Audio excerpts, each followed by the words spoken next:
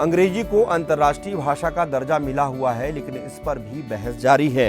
यूरोपीय परिषद की अध्यक्षता संभालने के बाद फ्रांसीसी राष्ट्रपति एमेनुएल मैक्रां फ्रेंच को आधिकारिक भाषा बनाने की योजना बना रहे हैं। इस बात से यूरोपीय संघ ऐसे राजनीतिक नाराज हैं जिन्होंने अपना अंग्रेजी कौशल बढ़ाने के लिए समय और ऊर्जा, पैसा सब खर्च किया है। दुनिया में चल रहे भाषा युद्धों का महज एक उदाहरण साबित हो सकता है, क्योंकि दक्षिण अफ्रीका से लेकर मोरक्को व भारत तक कई देश बिना इसके जोखिम के समझे अंग्रेजी का विस्तार कर रहे हैं। ऐसे ही अंग्रेजी अनुवाद ने मूल भाषा की मजबूती को भी कम कर दिया है। विश्व में अंग्रेजी बोलचाल में खुद को दक्ष मानने वाले 1/4 लोग अंग्रेजी भाषा लोगों से प्रभावी संवाद नहीं कर पाते हैं। इसका अर्थ यह हुआ कि उस भाषा में अंग्रेजी में मौजूद ज्ञान का लाभ या व्यावसायिक अवसरों का लाभ नहीं उठा पा रहे हैं। इससे भी ज्यादा परेशानी की बात यह है कि राजनीतिक व सांस्कृतिक रूप से अलग थलग पड़ जाते हैं। 26% इंटरनेट पर अंग्रेजी जबकि 19% चीनी भाषा का प्रयोग करते हैं। 1.50 अरब लोग अंग्रेजी बोलते हैं और दुनिया में इनमें 40% मूल आंग्ल भाषी हैं। आपको बता दें कि अंग्रेजी का दबदबा कैसे बढ़ा। द्वितीय विश्व युद्ध के बाद अमेरिका एक आर्थिक और सैन्य महाशक्ति के रूप में उभरा।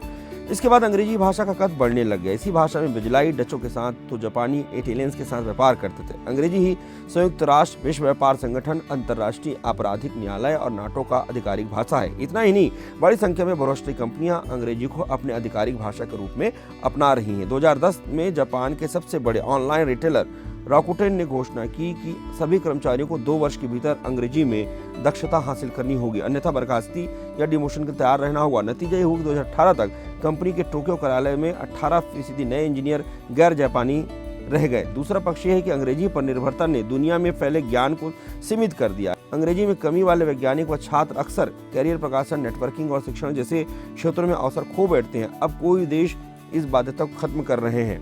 अंग्रेजी की जो बाध्यता है उसे कम करने की आवश्यकता है। हम ये मानते हैं कि जो व्यक्ति अंग्रेजी बोल रहा है वो विद्वान है। अंग्रेजी एक भाषा है जो कि यूरोप में बोली जाती है, लेकिन अंतर्राष्ट्रीय स्तर पर जिस हिसाब से उसे मान्यता है और अपनी बोली भाषा को हम पीछे हटाकर उसे जिस तरीके से मान्यता दे रहे हैं, तो एक बहुत बड़ा वर्ग इसमें पिछड़ जाएगा, उसको अवसर नहीं मिल पाएगा और उचित अवसर नहीं मिलने के कारण उसको रोजगार नहीं मिल पाएगा, जिसके चलते रोजगार से वो विमुख हो जाएगा। अगर आपको हमारा वीडियो अच्छा लगा, फेसबुक पेज पर लाइक करें और यूट्यूब पर सब्सक्राइब करें।